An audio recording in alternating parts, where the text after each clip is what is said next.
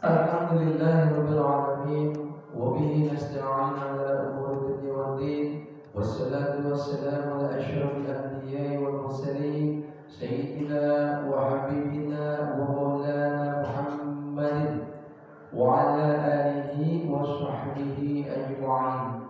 Rabbi shrah li sadri wa yassir li amri wahlul 'uqdatam min lisani yafqahu qawli, amma ba'd. Puji syukur senantiasa kita panjatkan dari Allah Subhanahu wa taala atas karunia dan nikmatnya, terutama nikmat iman wa Islam, sehat walafiat serta panjang umur, juga nikmat kesempatan, sehingga atas berbagai macam nikmat inilah kita masih diberikan kekuatan oleh Allah Subhanahu wa taala untuk melaksanakan kewajiban kita yang sudah kita selalu kerjakan, yaitu sholat subuh secara berjamaah dan dilanjutkan dengan kajian. Salawat serta salam tak lupa kita sanjungkan kepada baginda kita Nabi besar Muhammad SAW, keluarga, sahabat serta umat Islam istiqomah dengan sunnah-sunnahnya. Mudah-mudahan kita termasuk di dalamnya dan mendapatkan syafaat baginda Rasulullah SAW di yaumil qiyamah nanti. Amin ya rabbal alamin. Jemaah sholat subuh yang dirahmati Allah, kita akan bahas kajian syarah hadis pilihan Bukhari Muslim karena bin Abdul Rahman Al-Bashar. Tema pada pagi hari ini yaitu sunat rawatib dan penegasan sholat 2 rakaat fajar. Sholat fardu memiliki sunat rawatib yang disebutkan di dalam sunnah yang sahih dan suci, baik berupa perkataan, perbuatan maupun pengakuan dan pembawa syariat. Sholat sunat rawatib ini mempunyai faedah yang besar dan pahala yang agung, berupa tambahan kebaikan, ketinggian derajat, penghapusan keburukan, menambah kekosongan dan menyempurnakan kekurangannya. Karena itu harus ada perhatian terhadap sholat rawatib ini dan menjaganya ketika berada di tempat. Adapun ketika dalam perjalanan, tidak pernah disebutkan dari Rasulullah SAW adanya satu sholat rawatib kecuali 2 rakaat fajar. Beliau tidak pernah meninggalkannya, baik ketika menetap maupun ketika dalam perjalanan. Di dalam hadis ke-59 dari Abdullah bin Umar radhiyallahu anhu, dia berkata, aku pernah sholat 2 rakaat sebelum zuhur bersama Rasulullah SAW, 2 rakaat sesudahnya, 2 rakaat sesudah Jumat, 2 rakaat sesudah maghrib, dan 2 rakaat setelah isya. Dalam satu lafaz disebutkan adapun rawatib maghrib, isya, fajar dan Jumat dikerjakan di rumah beliau. Selanjutnya di dalam hadis lafaz Al-Bukhari disebutkan bahwa Ibnu Umar berkata, aku diberitahu Hafsah bahwa Rasulullah SAW biasa sholat 2 rakaat yang ringan setelah fajar menyingsing, dan itu merupakan saat aku tidak menemui sholat Nabi SAW. Di dalam hadis ini terkandung penjelasan 5 sholat sunat rawatib, bahwa untuk sholat zuhur mempunyai 4 rakaat, 2 rakaat sebelumnya dan 2 rakaat sesudahnya. Sholat Jumat mempunyai 2 rakaat sesudahnya, sholat maghrib mempunyai 2 rakaat sesudahnya, dan sholat isya mempunyai 2 rakaat sesudahnya. Rawatib maghrib, isya, subuh dan Jumat dikerjakan Rasulullah SAW di dalam rumah. Ibnu Umar radhiyallahu anhu mempunyai hubungan yang erat dengan rumah Rasulullah SAW karena kedudukan saudarinya Hafsah di sisi Rasulullah SAW. Karena itu dia dapat masuk ke tempat beliau saat beribadah, tetapi tetap memperhatikan adab sehingga dia tidak masuk kecuali hanya sesekali waktu saja, dan tidak masuk pada saat-saat yang tidak diperkenankan karena mengikuti firman Allah di dalam surah An-Nur ayat 58 yang artinya, hai orang-orang yang beriman, hendaklah budak-budak atau lelaki dan wanita yang kalian miliki dan orang-orang yang belum balik di antara kalian meminta izin kepada kalian 3 kali dalam satu hari, yaitu sebelum sholat subuh. Dia tidak masuk ke tempat Rasulullah SAW pada saat-saat sholat subuh. Dan dia ingin tahu sholat yang dikerjakan Rasulullah SAW. Karena didorong keinginan untuk mendapatkan ilmu, maka dia bertanya kepada saudaranya Hafsah tentang hal itu. Lalu Hafsah memberitahu kepadanya bahwa Rasulullah SAW biasa sholat 2 rakaat secara ringan setelah fajar menyingsing, dan ini merupakan sholat sunat. Kesimpulan dari hadis yang tadi kita sudah baca anjuran melaksanakan sholat rawatib tersebut dan menjaganya. Yang kedua, sholat asar tidak mempunyai rawatib dibandingkan dengan rawatib yang ditegaskan ini. Ketiga, rawatib maghrib, isya, subuh, Jumat lebih baik dikerjakan di rumah. Yang keempat, meringankan 2 rakaat fajar. Dan yang kelima, disebutkan dalam sebagian hadis sahih bahwa zuhur mempunyai 6 rakaat, 4 sebelumnya dan 2 sesudahnya. Disebutkan riwayat Tirmidzi dari hadis Ummu Habibah secara marfu, 4 rakaat sebelum zuhur dan sesudahnya. Yang keenam, sebagian dari rawatib ini dilakukan sebelum sholat fardu sebagai persiapan jiwa orang yang sholat untuk ibadah sebelum masuk ke fardu. Sebagian rawatib dikerjakan sesudah fardu untuk melengkapi kekurangan dalam fardu.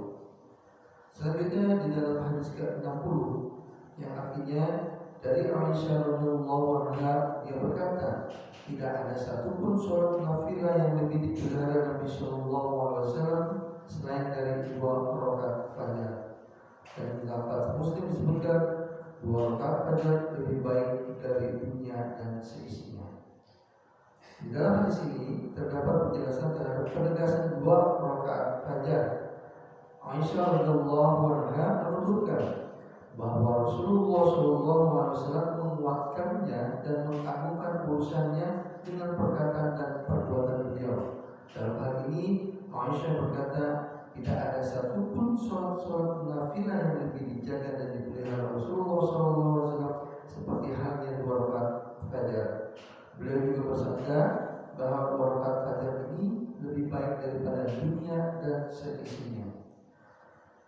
Kesimpulan hadis yang tadi kita sudah dengarkan dan baca, yang pertama, sholat sunat 2 rakaat fajar ini sangat ditekankan sehingga tidak boleh diabaikan. Yang kedua, keutamaannya yang agung sehingga beliau menganggapnya lebih baik dari dunia dan seisinya. Yang ketiga, Rasulullah SAW menjaga dan memberikan perhatian lebih banyak terhadap 2 rakaat fajar daripada yang lainnya. Yang terakhir, yang keempat, mengabaikan 2 rakaat fajar menunjukkan kelemahan agama dan keengganan mendapatkan kebaikan yang besar. Alhamdulillah, telah kita baca dan kita dengarkan bersama-sama itu tentang sholat sunat rawatib dan penegasan dalam 2 rakaat fajar. Di sini ada hadis ke-59 yang sudah kita bacakan, di mana sholat rawatib ini mempunyai faedah yang besar dan pahala yang agung, merupakan tambahan kebaikan, ketinggian derajat, penghapusan keburukan, dan itu harus ada perhatian kita terhadap sholat rawatib ini dan menjaganya ketika kita berada di tempat. Adapun ketika dalam perjalanan kita juga harus menjaga. Walaupun di sini di dalam hadis Rasulullah SAW tidak pernah disebutkan adanya satu sholat rawatib kecuali 2 rakaat fajar. Beliau tidak pernah meninggalkannya, baik ketika menetap maupun ketika di dalam perjalanan. Dan di dalam hadis ini memang ada 3 hadis terkait dengan sholat sunnah rawatib yang dikerjakan baginda Rasulullah, terutama di 2 rakaat fajar ini, di mana dianjurkan sholat rawatib di dalam tersebut dan menjaganya. Kemudian ini menjelaskan ada sholat rawatib maghrib, isya, subuh. Jadi keterangannya lebih baik dikerjakan di rumah. Namun tentunya bisa kita lakukan atau mungkin bisa dilakukan di mushola atau di masjid karena kita sudah masuk. Biasanya umumnya ketika kita melaksanakan sholat kita sudah berada di mushola atau di masjid, itu lebih baik. Yang ketiga yaitu disebutkan sebagai hadis bahwa sahih zuhur punya 6 rakaat. Namun ada riwayat Tirmidzi dan hadis Ummu Habibah secara marfu. Jadi rawatib zuhur itu 4 rakaat sebelum dan 4 rakaat sesudahnya. Jadi itu lebih kuat lagi. Kemudian kenapa kita melakukan sholat sunnah rawatib? Karena di sini Rasul Rotib ini dilakukan sebelum sholat fardu kita mulai sebagai bentuk persiapan jiwa kita untuk melaksanakan sholat fardu. Sebagian rotib dikerjakan sudah fardu untuk melengkapi kekurangan di dalam sholat kita yang pertama wajib itu fardu. Kemudian di hadis ke-60 dijelaskan tentang menguatkan tentang sholat dua rakaat fajar ini. Jadi tidak ada satupun sholat nafilah yang lebih dipelihara Nabi Sallallahu Alaihi Wasallam selain dari dua rakaat fajar. Dan dua rakaat fajar lebih baik dari dunia dan seisinya. Jadi ini menguatkan sekali tentang sholat dua rakaat fajar. Bahwa baginda Rasulullah SAW ini benar-benar melakukan dan menjaga memelihara ini sholat dua rakaat fajar karena keutamaannya sangat penting, sangat agung sehingga beliau menganggapnya lebih baik dari dunia dan seisinya. Dan Rasulullah SAW menjaga serta memberikan perhatian lebih banyak terhadap dua rakaat fajar daripada yang lainnya.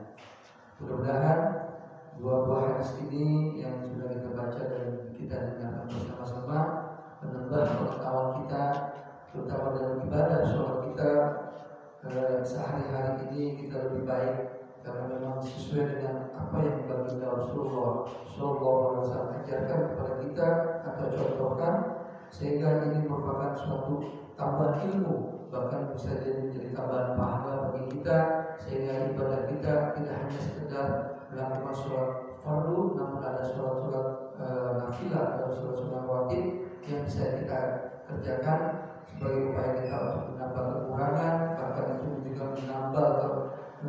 menambah keteribaikan dan ketinggian kita derajat kepada Allah Subhanahu Wa Taala.